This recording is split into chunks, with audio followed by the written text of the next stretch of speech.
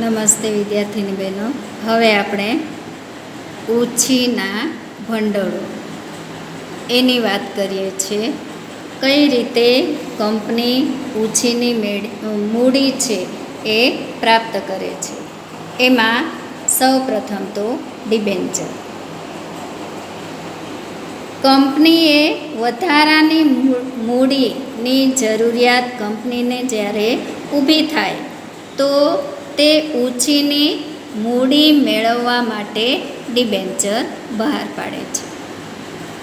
એટલે કે ડિબેન્ચર એટલે શું? તો કે ડિબેન્ચર એ કંપનીનું દેવું છે. કંપની દેવું કરે.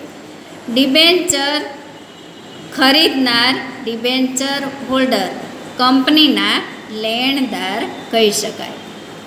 બે શબ્દ તમારે આમાં ખાસ ધ્યાન રાખજો. કંપનીનું દેવું ડિબેન્ચર ગણાય અને ડિબેન્ચર હોલ્ડરો છે એ કંપનીના લેણદારો ગણાય.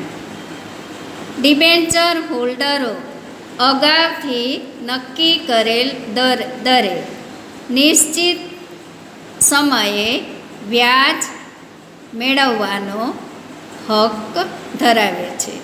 નક્કી કરેલ મુદતે નાણાં પરત મેળવવાનો પણ એ હક ધરાવે છે. તો કંપનીના આ રીતે ડિબેન્ચર ખરીદી કરી અને કંપની શું કરે છે? ડિબેન્ચર ધારકોને નિશ્ચિત દરે એટલે કે નક્કી કરેલા વ્યાજના દરે અને નિશ્ચિત સમયગાળે મુદતે એને તમામ પ્રકારની જે રકમ છે એ પરત આપી શકે છે. ડિબેન્ચર ધારકોના હિત માટે, હોલ્ડરોના હિતનું રક્ષણ કરવા માટે ટ્રસ્ટીડની નિમણૂક કરવામાં આવે. ટ્રસ્ટીડ એટલે ડિબેન્ચર ધારકોના હિતનું રક્ષણ કરવા માટે આ જોગવાઈ અનુસાર ટ્રસ્ટીડની જે નિમણૂક કરવામાં આવે છે અને એ કાયદાની જોગવાઈ અનુસાર ડિબેન્ચર ધારકોનું રક્ષણ કરી શકે છે. આગળ જોઈએ એની લાક્ષણિકતા. એમાં આપણે જોઈએ તો કંપનીના લેણદારો કહી શકાય. નિશ્ચિત દરે વ્યાજ મેળવવાનો પ્રથમ એનો અધિકાર હોય. મિલકત પર બોજ. ડિબેન્ચર હોલ્ડરોના નાણાંની સલામતી માટે કંપની મિલકતો ઉપર કેવો બોજ ઊભો કરે છે? તો તરતો બોજ ઊભો કરે છે. એટલે કે મિલકતોનો એ કંપની ઉપયોગ કરી શકે છે. જરૂરિયાત. લાંબા ગાળા તેમજ મધ્ય ગાળાની નાણાકીય જરૂરિયાત સંતોષવા માટે ઉપયોગી સાધન. શેર બજારમાં નોંધણી કરવામાં આવે છે.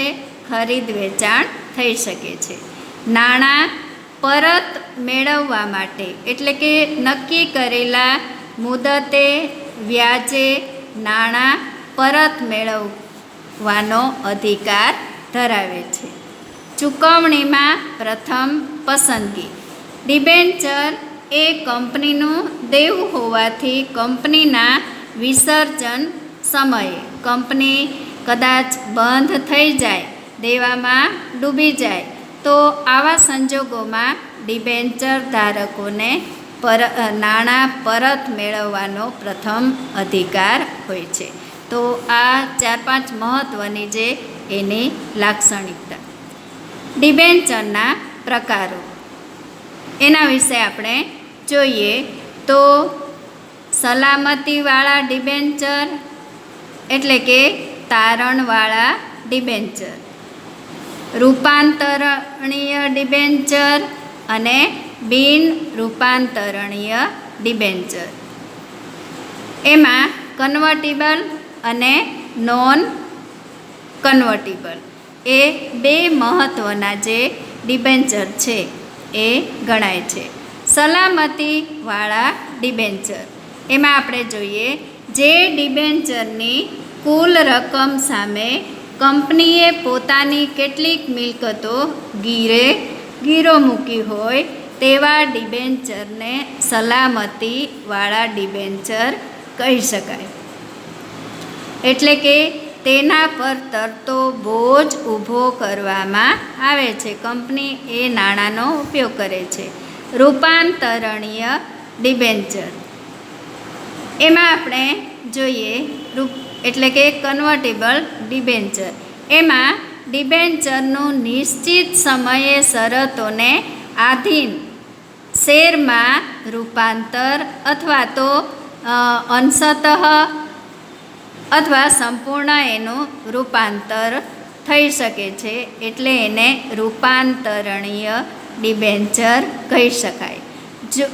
જો કંપનીએ નિયમન પત્રમાં જોગવાઈ કરી હોય તો આવા ડિબેન્ચર નિશ્ચિત સમય બાદ ચોક્કસ કિંમતે ડિબેન્ચરના બદલામાં શું કરે છે, નક્કી કરેલ શેર આપવામાં આવે. એટલા માટે જો ડિબેન્ચરમાંથી શેર હોલ્ડર બનવું હોય તો એ બની શકે. બિન રૂપાંતરણીય ડિબેન્ચર, આવા ડિબેન્ચર ઇક્વિટી શેરમાં રૂપાંતર કરવામાં આવતું નથી. ખાસ ધ્યાન રાખજો, ઇક્વિટી શેરમાં રૂપાંતર કરવામાં આવતું નથી. તેઓને નિશ્ચિત સમયે શરતોએ ડિબેન્ચરના નાણાં છે એ પરત કરવામાં આવે છે. આગળ જોઈએ છે બોન્ડ. બોન્ડ એટલે શું એના વિશે જોઈએ. બોન્ડ એ કંપનીની લાંબા ગાળાની નાણાકીય જરૂરિયાત સંતોષવા માટે મહત્ત્વનું પ્રાપ્તિ સ્થાન ધરાવે છે. આ પણ બોન્ડ એ કંપની માટે ઉછીની મૂડી જ છે. કંપનીનું ડિબેન્ચરની જેમ દેવું કહી શકાય. બોન્ડ હોલ્ડરો એ કંપનીના લેણદારો છે. તેઓને નિશ્ચિત દરે અને નક્કી કરેલા વ્યાજે નાણાં ચૂકવવામાં આવે છે. બોન્ડની મૂળ કિંમત સામાન્ય રીતે ડિબેન્ચર કરતાં વધુ હોય તો દાખલા તરીકે સરદાર સરોવર બોન્ડ. બોન્ડ ચોક્કસ મુદત માટેના હોય, એના નક્કી કરેલા સમય મર્યાદામાં આપવામાં આવે અને બોન્ડ ની જે રકમ છે, રકમની લાંબા ગાળાની જરૂરિયાતો સંતોષવા માટે વધુ અનુકૂળ પડે. એટલે કંપનીને જ્યારે મૂડીની જરૂરિયાત ઊભી થાય તો બોન્ડ અને ડિબેન્ચર દ્વારા શું કરે છે, મૂડી પ્રાપ્ત કરી શકે છે. જાહેર થાપણો, એના વિશે આપણે જોઈએ. કંપની પોતાની ટૂંકા ગાળાની કાર્યશીલ જે મૂડીની જરૂરિયાત સંતોષવા માટે જાહેર જનતા પાસેથી થાપણો સ્વીકારે છે. તો આને શું કહેવાય, જાહેર થાપણો કહી શકાય. આમાં આપણે જોઈએ તો તેની જે મુદત છે એ મુદત 6 માસથી લઈને 36 માસ સુધીની હોઈ શકે. થાપણદારોને કંપની ચોક્કસ દરે વ્યાજ ચૂકવે છે. માસિક, ત્રિમાસિક, અર્ધવાર્ષિક કે વાર્ષિક એ રીતે અથવા તો પાકતી મુદતે જે મુદ્દલ તથા વ્યાજ એકસાથે પણ ચૂકવવામાં આવે છે. કંપની ધારા 2013ની જોગવાઈ મુજબ બેન્કિંગ અને નોન બેન્કિંગ ફાઇનાન્સ કંપની સિવાય જાહેર થાપણો જાહેર જનતા પાસે સ્વીકારી શકતી નથી. તો વિદ્યાર્થીની બહેનો, જાહેર થાપણો માટે પણ 2013ની જોગવાઈનો જે કાયદો છે એને પાલન કરવું પડે. આગળ જોઈએ છે કાયદા. નાણાં મેળવવા સરળ. પ્રતિષ્ઠિત અને નફા કરતી કંપનીને સરળતાથી આનાથી નાણાં મેળવી શકાય છે. નાણાં મેળવવાનો ઓછો ખર્ચ. એમાં જાહેર જનતા પાસેથી જે થાપણો મેળવવામાં આવે છે એમાં ખર્ચ ઓછો થાય છે. મિલકતો બોજ મુક્ત. જે થાપણો મેળવે છે એ નાણાં મેળવતી વખતે કંપની મિલકતો ગીરે મૂકવી પડતી નથી. સરળતાથી એ બોજમાંથી મુક્તિ મેળવે છે. વ્યાજ એ ખર્ચ. જાહેર થાપણો ઉપર ચૂકવવું પડતું વ્યાજ એ કંપની માટે ખર્ચ છે, પણ આવકવેરામાં ખર્ચ તરીકે બાદ મળે છે, એટલે એમાં ખર્ચમાં ઘટાડો થાય છે. કાર્યશીલ મૂડી તરીકે ઉપયોગ. કંપની પોતાની ટૂંકા ગાળાની નાણાકીય જરૂરિયાત સંતોષવા માટે જાહેર થાપણો દ્વારા નાણાં મેળવી શકે છે અને પોતાની જે જરૂરિયાતો છે એ સંતોષી શકે. તો આ રીતે એના કેટલાક ફાયદા છે. એની સાથે મર્યાદા પણ છે. એમાં અનિશ્ચિતતા. જાહેર થાપણો દ્વારા નાણાં મેળવવામાં અનિશ્ચિતતા રહેલી હોય છે, એટલે કે જોખમ ઉઠાવવું પડે છે. રોકાણકારોને જોખમ. જાહેર થાપણો બિનસલામત દેવા ગણાય છે, એટલે રોકાણકારો માટે જોખમ ઊભું કરે છે. સુખના સમયના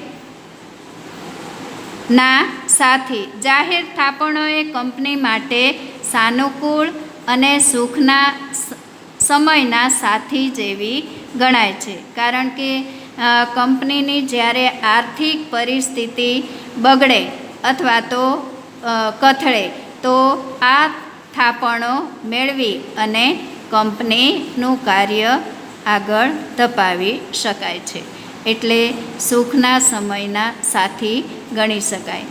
નવી અને નબળી કંપનીઓ માટે મુશ્કેલ.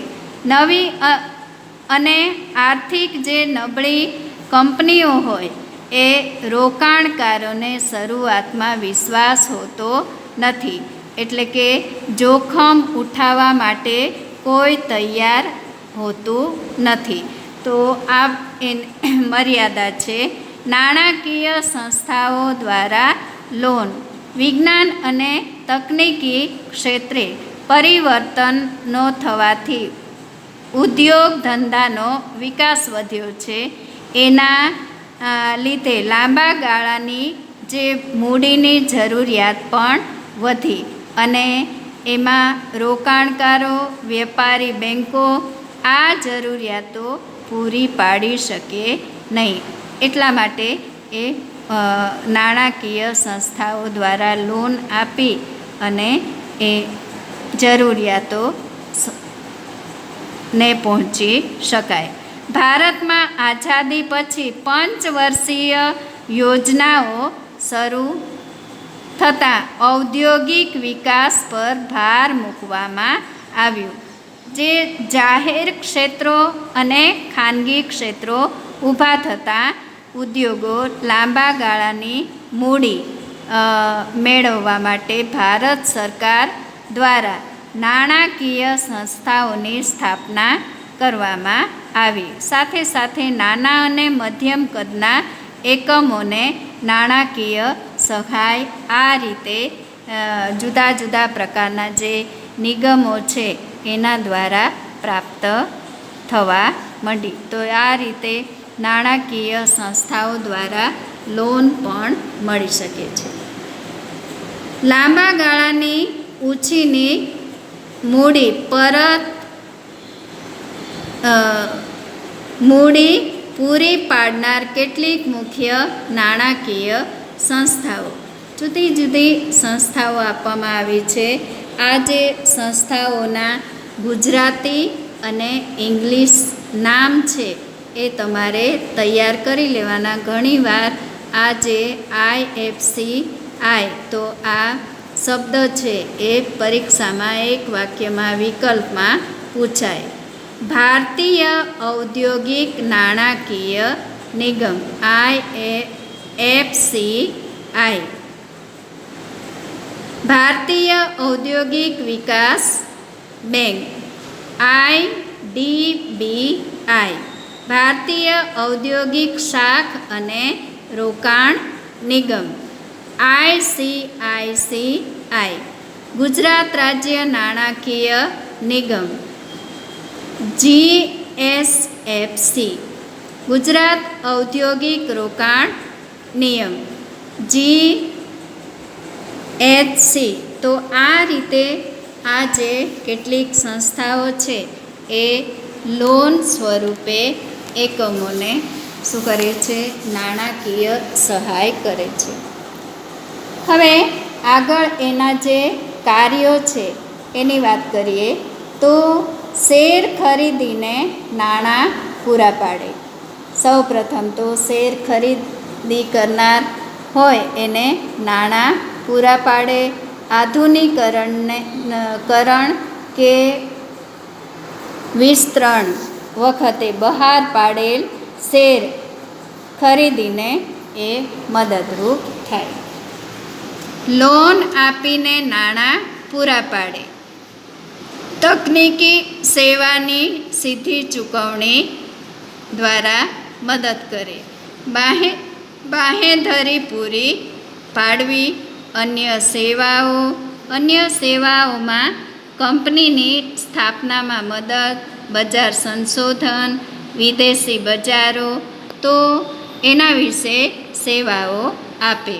વ્યાપારી બેંકો ટૂંકા ગાળાની કાર્યશીલ મૂડી પૂરી પાડવા વ્યાપારી બેંકોનું જે સ્થાન છે એ ખૂબ જ મહત્ત્વનું ગણાય છે અને એ દેશ વિદેશોમાં પણ એ ધિરાણ કરી શકે છે.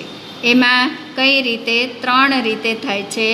લોન દ્વારા, કેશ ક્રેડિટ દ્વારા અને ઓવરડ્રાફ્ટ દ્વારા. તો એ રીતે વ્યાપારી બેંકો છે એ નાણાકીય ધિરાણ કરી શકે. આગળ જોઈએ છે લોન.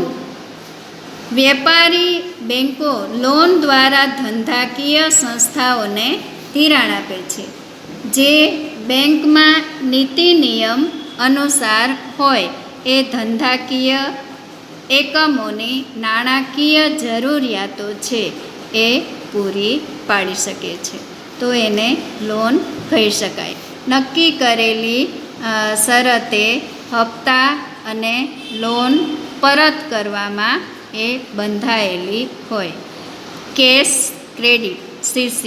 એમાં આપણે જોઈએ બેંક વેપારીઓ કે ઉદ્યોગોને ધંધાકીય જરૂરિયાત માટે માલ, સ્ટોક, અંગત મિલકતોની જામીનગીરી પર જે રકમ મંજૂર કરે તેને કેશ ક્રેડિટ કહી શકાય.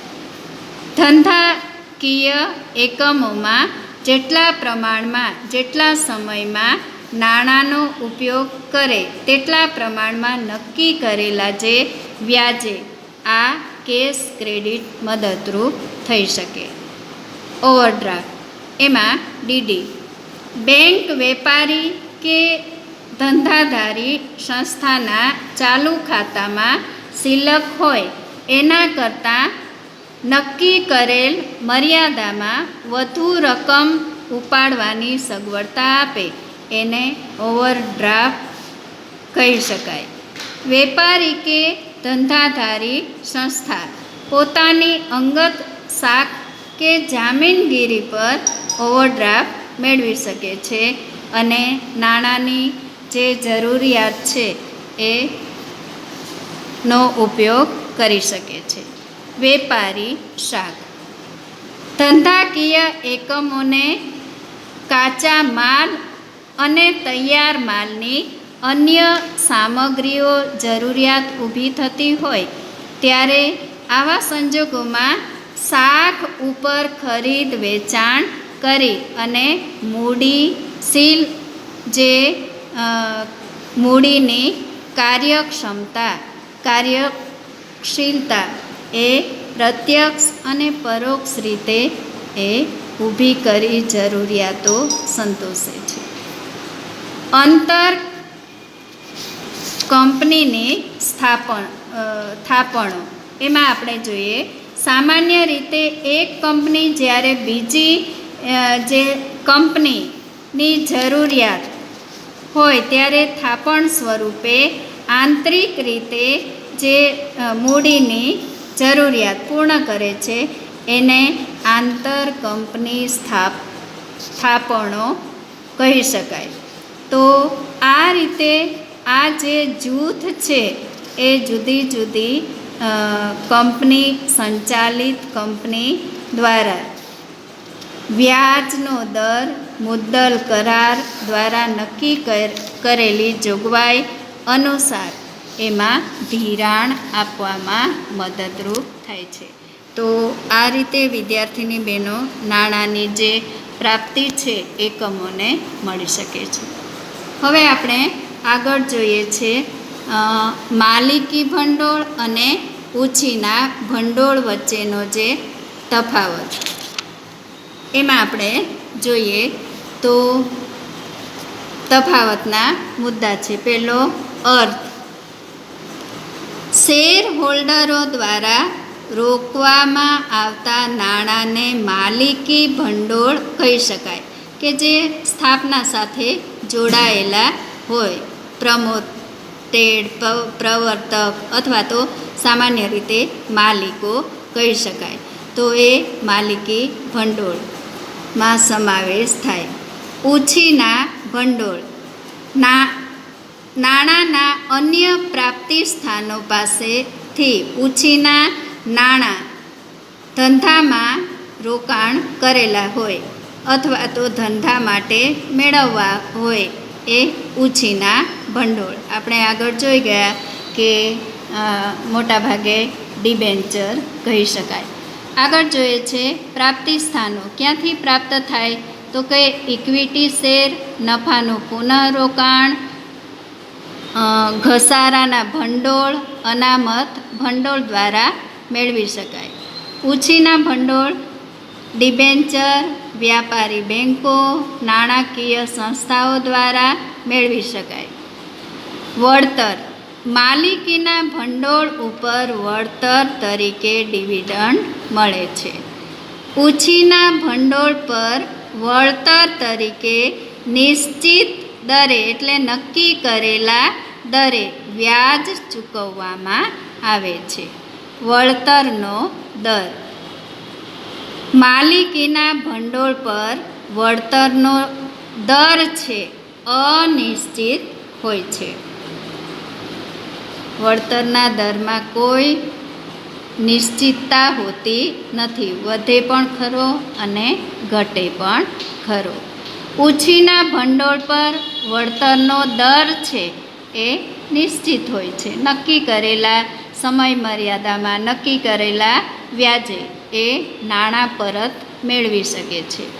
મૂડી પરત, એમાં આપણે જોઈએ માલિકીની મૂડી સૌથી છેલ્લે પરત થાય છે. આપણે આગળ જોઈ ગયા વ્યાખ્યામાં કે ઇક્વિટી શેર છે એ જો કંપનીનું વિસર્જન થાય તો મૂડી પરત લેવાનો અધિકાર પ્રેફરન્સ શેર પછી હોય છે, એ પહેલાં મૂડી મેળવી શકતી નથી, એટલે છેલ્લે વધે એ મૂડી એની હોય છે. ઉછીના ભંડોળ માલિકીના ભંડોળ પહેલાં પરત થાય છે. ઉછીનું લીધું હોય એ માલિક પાસે હોય કે ન હોય પણ એને સૌ પ્રથમ પરત કરવું પડે. તો એના જેવું જ આ ઉછીનું ભંડોળ છે. એકમોએ કંપનીઓએ ઉછીની મૂડી પહેલાં પરત કરી દેવું પડે. તો વિદ્યાર્થીની બહેનો આ રીતે માલિકીના ભંડોળ અને ઉછીના ભંડોળ વચ્ચેના જે 4-5 મહત્ત્વના તફાવતના જે મુદ્દા છે એ તમારે તૈયાર કરી લેવાના. તો આ રીતે વાણિજ્ય વ્યવસ્થાનું ચેપ્ટર 8 એમાં જે ચેપ્ટરનું નામ છે ધંધાકીય મૂડીના પ્રાપ્તિ સ્થાનો. એ અહીં આપણું ચેપ્ટર પૂર્ણ થાય છે. એની સંપૂર્ણ માહિતી મેળવી લીધી.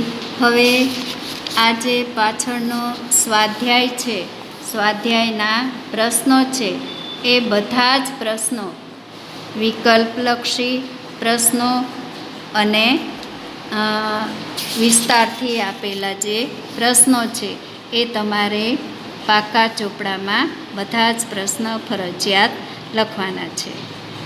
પ્રશ્ન સ્વાધ્યાય લખાઈ ગયા પછી છેલ્લે પારિભાષિક જે શબ્દો છે એના ચેપ્ટરમાં આવતા ઇંગ્લિશ શબ્દો છે, એ તમામ જે શબ્દો છે એ તમારે મોઢે કરી લેવાના. તો આ રીતે આ ચેપ્ટર અહીં આપણું પૂર્ણ થાય છે. વિદ્યાર્થીની બહેનો, વાણિજ્ય વ્યવસ્થાનો જે પ્રથમ કસોટીનો જે અભ્યાસક્રમ છે એ 1 થી 5 પાઠ સુધીના જે અભ્યાસક્રમમાં ચેપ્ટર પૂછાઈ શકે. એટલે આ જે ચેપ્ટર છે છતાં પણ તમારે બધા જ ચેપ્ટર તૈયાર કરી લેવાના રહેશે. નમસ્તે.